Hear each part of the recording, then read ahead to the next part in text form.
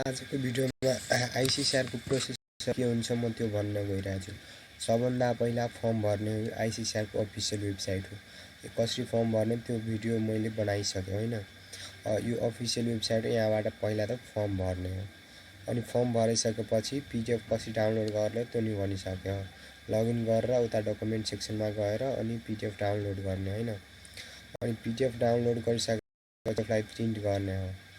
अनि जति डकुमेन्ट छ नि फर्स्ट स्टेपमा त फर्म भर्ने हो नि जति डकुमेन्ट छ जति अनलाइन जुन हालेको हुन्छ नि जस्तै सर्टिफिकेटहरू हो, मार्कसिटहरू हो, पासपोर्टहरू सबैको फोटोकपी होइन।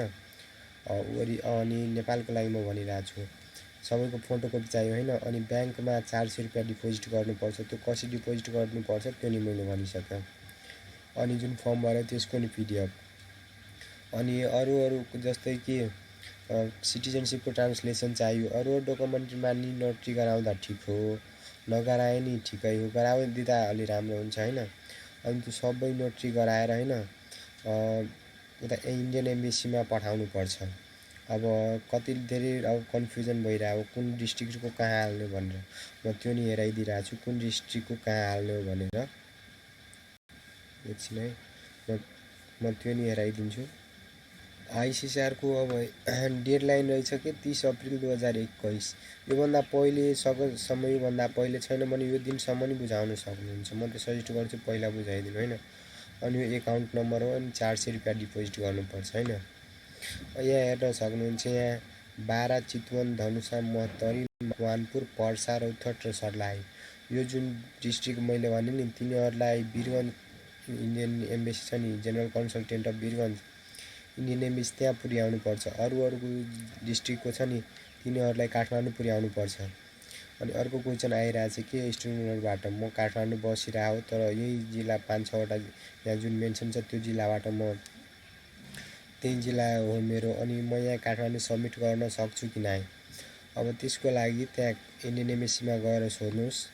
त्यहाँ उता फर्म एक्सेप्ट गर्छ भने हजुरहरूले त्यहाँ फर्म सब्मिट गर्न सक्नुहुन्छ। एक्सेप्ट गर्दैन भने यतै जानुपर्छ।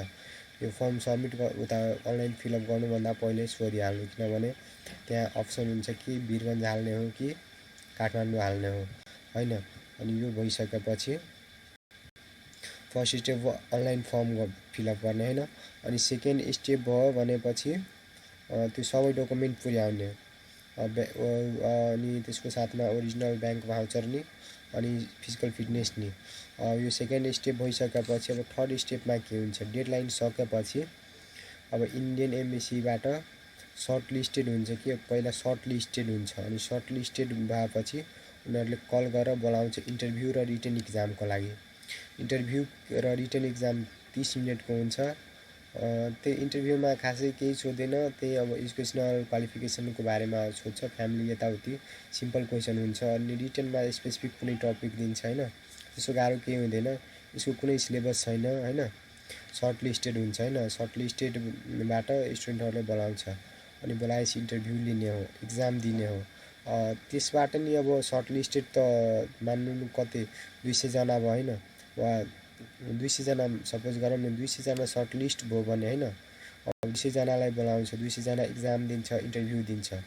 अब त्यसमध्ये अरूजना फेरि त्यहाँबाट फ्यालिन्छ कि जसले अब इन्टरभ्यूमा राम्रो गरेन, इक्जाम जसलाई लेख्नै आउँदैन मजाले, इन्टरभ्यूहरू हेर्ने भने उनीहरूले सोध्छ होइन यिनीहरूले के भन्छ कोर्स क्यारी गर्न सक्दैन भने अनि तिनीहरूले अरू यता सर्ट लिस्टेडबाट पनि अरू क्यान्डिडेट फ्यालिन्छ होइन। अनि त्यसपछि के भन्छ उनीहरूको केही दिनपछि लेटर आउँछ। अनि त्यो लेटर आउँछ त्यो बेला नि इन्डियन एम्बेसीले मेल पठाउँछ, नम्बर दिएको हुन्छ त्यसमा कल गर्छ। अनि कल गरेपछि बल्ल सबै ओरिजिनल डकुमेन्ट अनि गार्जियनलाई लिएर जाने हो अनि लेटर लिएर कलेज जाने हो। अझै पनि केही कन्फ्युजन छ भने मलाई सोध्न सक्नुहुन्छ। भिडियोको डिस्क्रिप्सनमा म फेसबुक ग्रुपको लिङ्क हालिदिन्छु, हजुरहरूले त्यहाँ गएर कम्युनिकेट गर्न सक्नुहुन्छ। अनि एउटा क्वेसन अझै सोधिरहेको कि स्टुडेन्ट बारम्बार म भनिरहेको कि नेपाली स्टुडेन्ट होस् या अरू होस् पासपोर्ट कम्पलसरी हो, विदाउट पासपोर्ट फर्म भर्न मिल्दैन। त्यही पनि एउटै क्वेसन सोधिरहेको कि स्टुडेन्टहरूले पासपोर्ट कम्पलसरी हो र डेडलाइन 30 अप्रिल हो। अझै कन्फ्युजन छ भने कमेन्ट गर्नुहोस्। अनि अब फर्दर प्रोसेसहरू के कहिले कल आउँछ के कसो आउँछ नि त्योहरू म अपडेट गरिदिन्छु मलाई थाहा भयो भने। त्यसको लागि च्यानल सब्सक्राइब गरेर भएन होइन, त्यहाँ नोटिफिकेसनको जुन आइकन हुन्छ नि त्यसलाई क्लिक गर्नुहोस्। अनि स्टडी इन्डियाहरूको मोक टेस्टहरू भइरहेछ, अब कलेजले गराइरहेछ, यताउति प्राइभेट इन्स्टिट्युसनहरूले गराइरहेछ होइन। त्यसको भिडियोहरू नि अपलोड गरिदिन्छु म।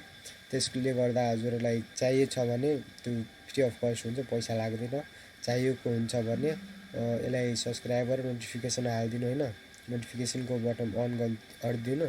अनि म भिडियो अपलोड गर्दाखेरि हजुरलाई टाइममै थाहा हुन्छ। हजुरहरूले सब्सक्राइब गर्नुभएको छ होइन, नोटिफिकेसनको उता अन गर्नुभएको छैन भने मोक टेस्ट सकेपछि हजुर कहाँ नोटिफिकेसन जान सक्छ है। त्यसले गर्दा म यही सजेस्ट गर्छु।